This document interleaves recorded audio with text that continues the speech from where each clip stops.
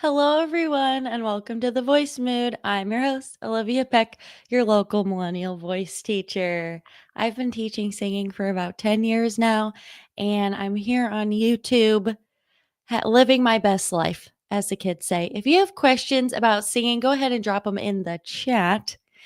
Ask whatever you want about singing, about creativity, about performing, anything in regards to being a performing artist. We have some questions from the week, so we're going to go over some of those today as well. I'm really excited, but I'd love to hear what you're wondering about singing and how I can try and help you out. Maybe some exercises that would help with what you're struggling with. Most people I find they don't necessarily want to be the next Whitney Houston or Freddie Mercury. They just want to like their voice. They want to not be embarrassed about their voice. They want to sing what they want. And I believe in you. So let's do this thing. Let's start with the first question, all right, of the week from at Guitar and Grill Dad. Very good name. He says, that was great. Thank you. As a male singer accompanying myself on acoustic guitar, I'm officially a grandfather if age helps. Okay. I've been learning these singers Jackson Brown, Paul Simon, David Gilmour, Pink Floyd, Taylor Swift, Down the Octave, Tom Petty, Johnny Cash, Gordon Lightfoot, Mick Jagger, and Kenny Chesney. These all sound great. If any of those on your avoid list for beginners or any of those stand out as good examples to start with, I think is kind of the ending there.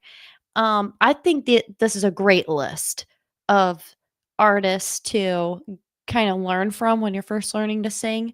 No artist is really going to be bad to listen to. You can learn from anyone. However, in the video that this comment is from is great songs for beginners, something like that.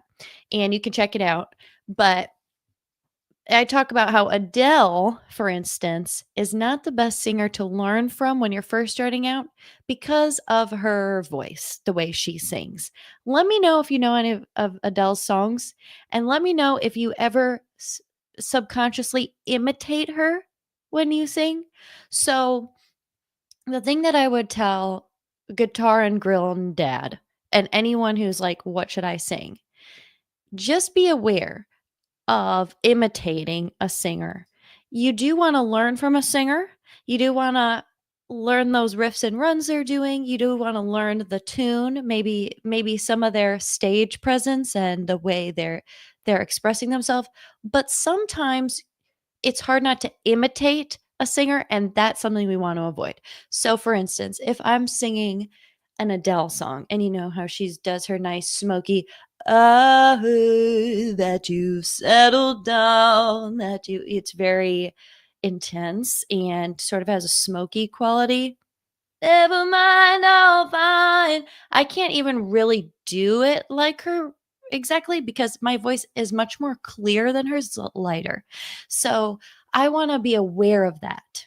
So when I'm singing Adele, I'm going, I heard instead of I heard and putting on this voice. So that's what I would say. So I asked Guitar and Grill Dad, hey, what what singer out of all of those do you think you're most similar to? And he said, I think he had said James Jackson Brown. So that would be what I would do. Start with the singer that you sound most like so that you don't feel like you're imitating the singer, if that makes sense. Let me know if you ever imitate. Imitating is not always bad. Like you can learn a lot about imitating or from imitating. So it's not always bad, but when you're first starting out, you want to kind of figure out what your baseline is, which is going to be close to your speaking voice, what naturally comes out without adding any effects. So I hope that helps. Good artists for beginning singers or good songs for beginning singers. I always say like ballads, slower ballads, and songs that don't have a ginormous range. So think Amazing Grace, Can't Help Falling in Love, Frank Sinatra songs. Johnny Cash was on the list. Johnny Cash would also be good. Jolene by Dolly Parton. Songs that don't go crazy.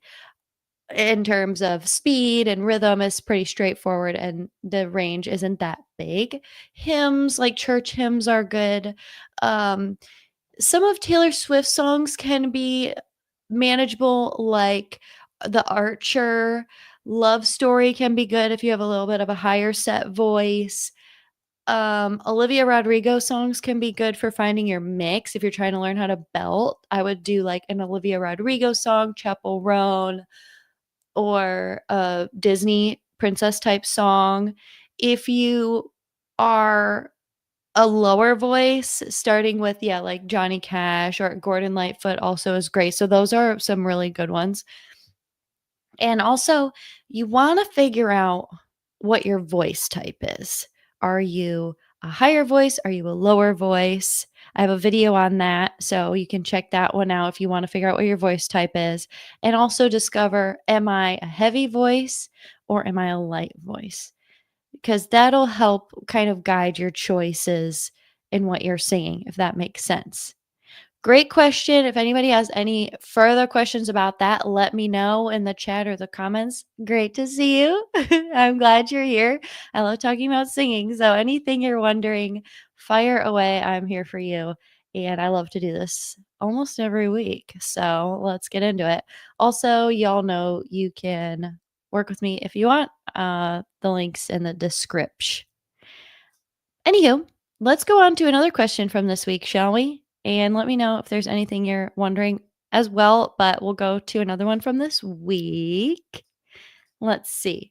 This is about timbre. Oh my gosh, y'all. If you know me, you know I love talking about timbre. It's such an interesting topic. I have a whole video on timbre. At Crikionis 8330 says, so, what is cold, dark voice timbre then? Or is there only warmth? So, there's a little response there. You can read it if you want, but I'll just explain this. So, cold, I haven't actually heard the word cold really to describe singing before, but I'm not saying it's not used. Maybe they would mean straight tone is the only thing I can think of as cold. It's kind of grasping at straws, but singing like a straight tone would be "Ooh," no vibrato. Maybe someone would describe that as cold because that would be the opposite of a warm vibrato sound. Now, as far as dark, when we say a darker timbre, typically what people mean is a covered vowel. And sometimes something can be dark and warm, but a cover vowel would be like if I'm doing I can't help falling in love. I can't. I'm like covering it. I can't help falling in love. It's covered. So, what covered typically means is the vowels are taller. Can't. Maybe the tongue isn't quite as forward and the it's more in the back. The sound is coming from the back more than the front, if that makes sense. So you can play around with that. And warm would be tall vowels as well. I can't help falling in love. If you look at my face shape, it's taller. Can't help falling, as opposed to can't help falling in love, more wide and bright. If you have any questions about that, let me know. I love talking about vowels. It can really change your sound. It's not just the front that you're changing. As I mentioned with the dark, it's about the tongue too, the tongue placement. So is your tongue really forward? Is it not as forward? So it might be more relaxed. It in the back, what is it doing? If you say E and you feel where your tongue is in the back, that's different than when you go oh, right? E, oh, feel the shape change? The way we manipulate our vowels can really change our sound. So if you're trying to make a warmer sound, you might want to think oh. Okay? So instead of doing I can't help, I wanna make it warmer. I'm thinking O in the back, a little bit deeper. I can't help. I'm thinking, oh, that can give you like a warmer sound. And I talk about that in the timbre video if you really want to go down the rabbit hole, but it can make a really big difference in someone's voice. A lot of the times we talk about vowels because the way that we speak is typically, like for 99% of people, is not going to be the same as how we sing. The vowels are different. The way we sing is different than how we speak. Hey, hi, hello. If you're just joining, let me know if you have any questions. We're going through the questions from the week about singing, and I'm happy you're here. Okay, let's go through the next one. Vibrato. Oh, yay. Okay, so I can't get my vibrato to be perfect and look natural. Please make a video about vibrato. Great question. I do have a video about vibrato and it's on the channel. So I go into detail a little bit. But if right now you're watching this and you want to learn a little bit about vibrato, there's a few things you can do. You can focus on nice open vowels. So the oh, ah, just do this for me. Oh, oh, oh.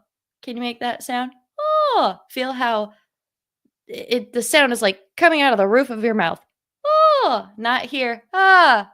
Oh, you might feel a little lift in the back. That's your soft palate, most likely. Oh, lifting. We talk about the soft palate a lot.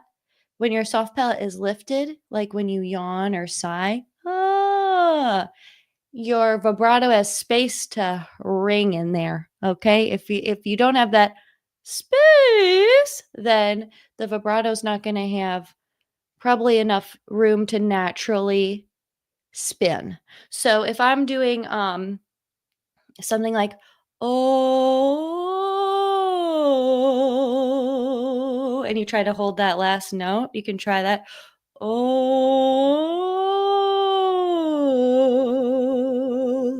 that elongated note at the end there, that's where you can practice spinning your vibrato naturally. You want to make sure your soft palate is lifted, you're connected to your breath, you have a more open sound as opposed to oh, which is more close or it's more forward. You want oh, that lifted feeling when you're doing vibrato.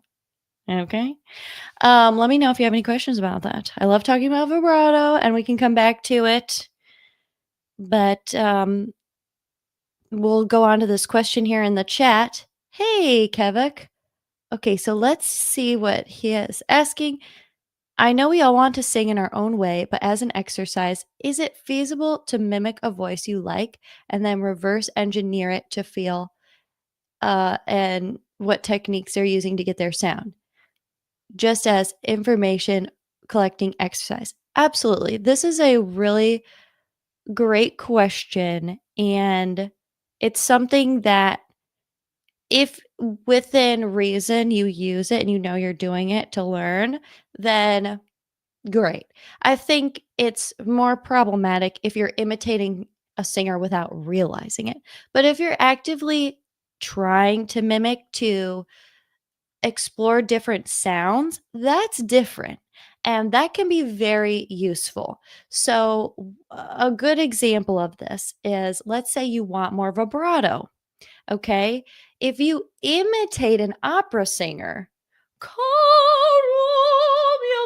obviously you don't want to sing like that all the time, but it might help you find the space in there to get some vibrato. And you can kind of take some of that space, not all of it, but some of it, and sort of mix it in with your bass line, if that makes sense. If you want your voice to be more if you want to be able to sing more belty, like mixed belt, like we talk about all the time, and I always say Disney songs are great for that. So if you learn, the one for me was the one from Frozen, the little duet.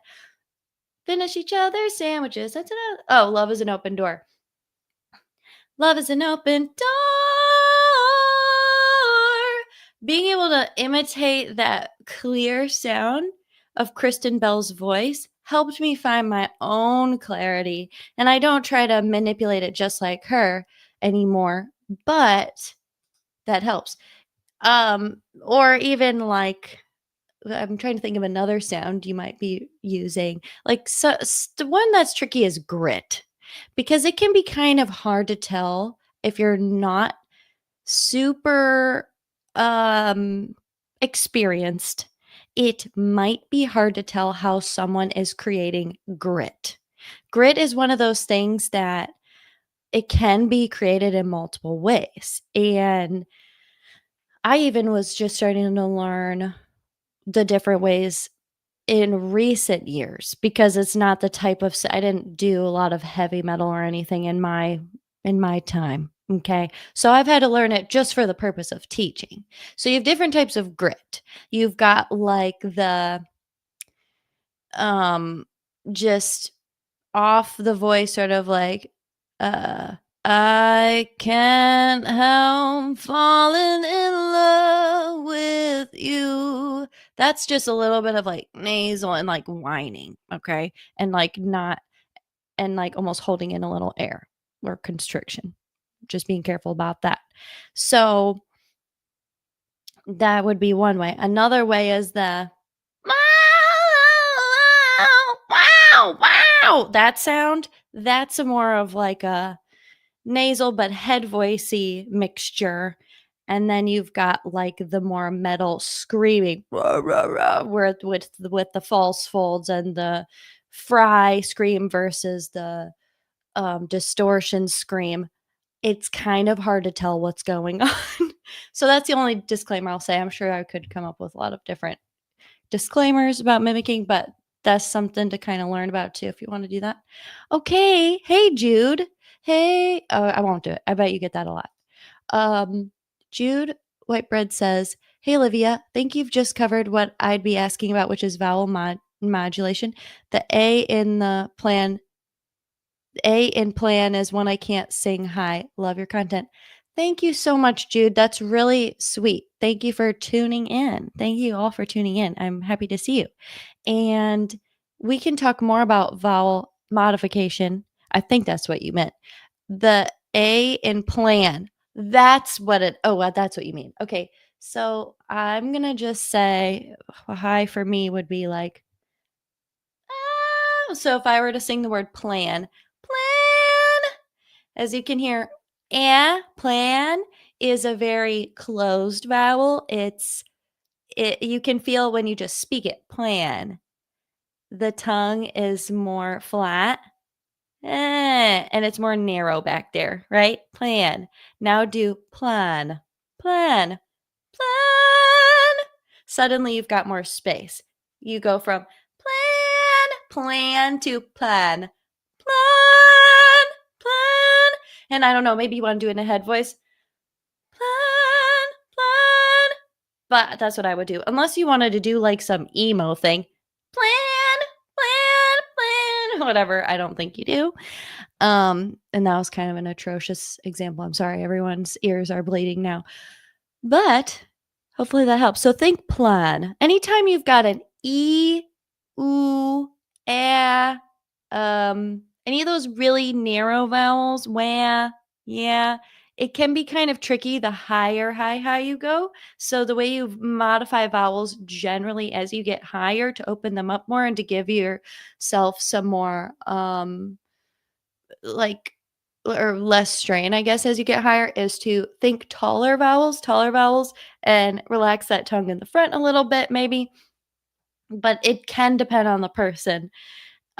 Generally, there are some people with really squeezed O vowels or vowels that you would think would be open. So you kind of have to think, okay, am I squeezing? Am I making my voice more narrow or whatever more than I need to? Think more, So thanks. Just open it more. Yay. See, folks, some good stuff happening. If you have any questions, I'd love to answer them. Thanks for popping in, Jude. Love to see you again. Keep us in the loop on how everything's going. Y'all have some great questions, so really appreciate all the interesting stuff. Oh, I have to ask y'all. Let me know in the comments if you catch this later. Should I do a reaction to Golden from K-pop Demon Hunters? I think I'm gonna watch it. And I may or may not have already done one. I'm like, "Should I upload this?" I don't usually do reactions, but I'd love to watch.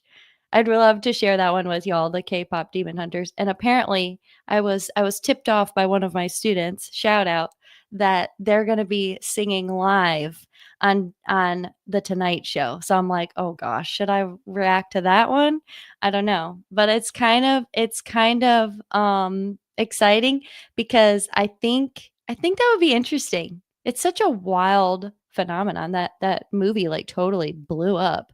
So, I would love to talk about that. I also love Wicked. Who else loves Wicked? That's coming out in November. I love to talk about some of the songs from that.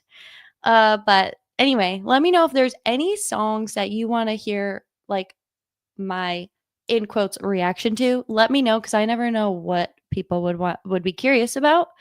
I literally will watch anything. I love all kinds of stuff, so thanks, Jude. Oh, yes, no worries. Yes, so vowel modification is what Jude's talking about. So, uh, vowel modification is when you change the vowel when you sing for fill in the blank. It could be, for instance, you can also modify your vowels to sound brighter.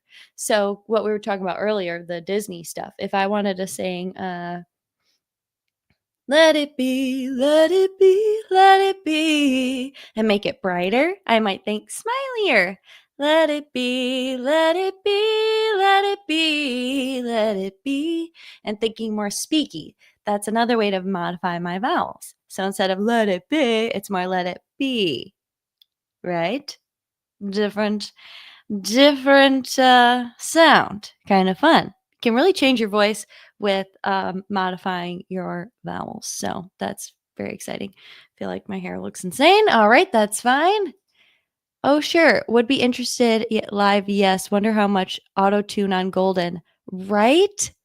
That's what I was thinking. In fact, in the video, I'm like, wow, this is really straight tone. Hello. Like you can hear the auto tune in Golden. Of course, everything has auto tune, especially something like that. It's literally a cartoon. So, of course, it's going to be, it's a certain type of sound. So, I was thinking that though, the straight tone on B, talk about a small closed vowel, B, belting out. Gosh, how does it go? I wish I could do it. But it's a A6, I think, that it gets up to, belting that. And I was talking about this. I'll talk about this when I react to the video, but we all kind of have different zones that we can belt in. You can get all kinds of sounds the higher you go, but typically there's going to be a zone where you actually are comfortable belting in. A6, that's beyond where I'm comfortable belting. I can make sound up there, I can sing up there, but not necessarily belting. All right, so here's a good question. How do I develop my falsetto? Whenever I try to sing in that hooting sound, it sounds very, very weird, very high pitch, very, very high pitch, kind of funny, lol. So, great question. Without hearing you, I will kind of touch on something that is typical for trying to find falsetto and running into issues. So, when you are singing in that, ooh, you wanna make sure that it's not too pushed. So let's say you're trying to develop falsetto and do, "I can't help falling." You don't wanna do, "Falling in, ooh." You wanna give it some, you wanna make sure you're still staying nice and relaxed. "Falling in love, ah." Think of like a sigh as opposed to like a forceful, "Ooh," more of a, "Ooh." Give it some space. Give it some, maybe slide up to it so it's not so forceful. That could be one reason. That could be one reason. Let me know if that, makes sense or if that helps, but Another thing is that it could be high pitched and funny could be, maybe possibly it's too nasal, could be, like, it could be more, like a whiny. That's typically for finding, like, a belty sound or a heavier sound, but for a light falsetto-y sound, you wanna think, like the beginning of a yawn, lifting that soft palate and making sure there's not too much nasal.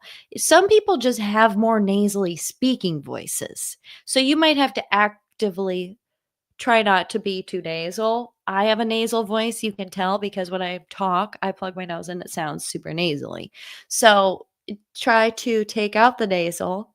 Ah, ah, That's one way to do it. But the way to get something not nasally is to just lift that soft palate a little bit more. Ah, hope that helps. Let me know. Let me know. Great question. I'm curious to hear more about all of y'all's singing journeys. Thanks for tuning in. Glad you're here.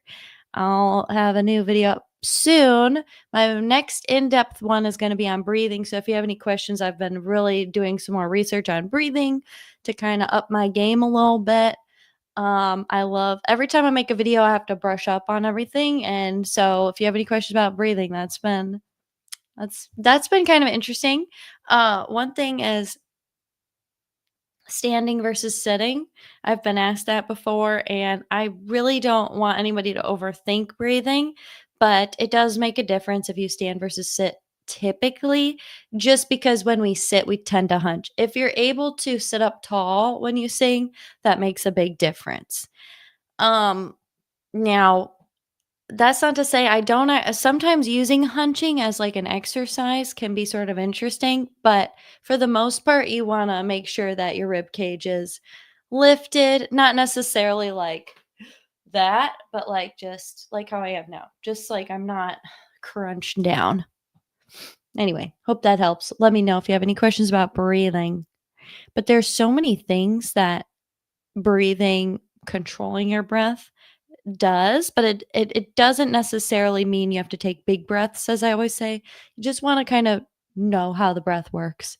But I always recommend doing lip trills. Lip trills, lip trills, lip trills.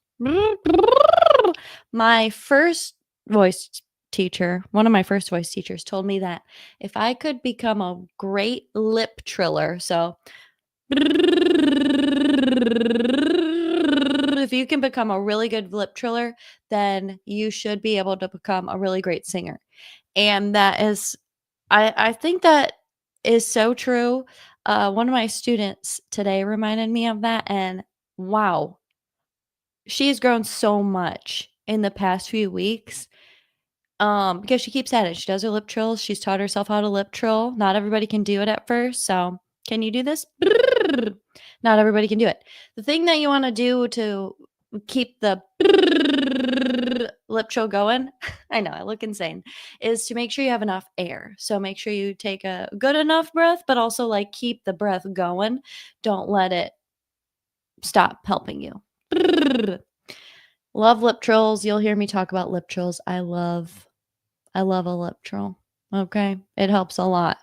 And it's the same idea as those little the voice things, the little straws, like, they're all the same type of exercise, and they work wonders on your breath control. So, pretty cool. And, of course, y'all know that if you are stuck, you can reach out to me, take a lesson with me. I have a lot of availability on Wednesdays, but it depends on the week, but you should be able to get in one of these days if you want to take a lesson. Just fill out the lesson request form. All right. So we've got a comment here. I can't do lip trills at all. Must be anatomical as I keep trying and nothing. Good comment. So some people they just can't. I do think that's true. It could be just like a shape thing. You know, we're all kind of, we all are different. We have different bodies. I think some people really struggle based on how they're built. Some people, it really tickles their face, like, way too much to the point where it's just so uncomfortable. So, because of the flapping, I guess my nose is just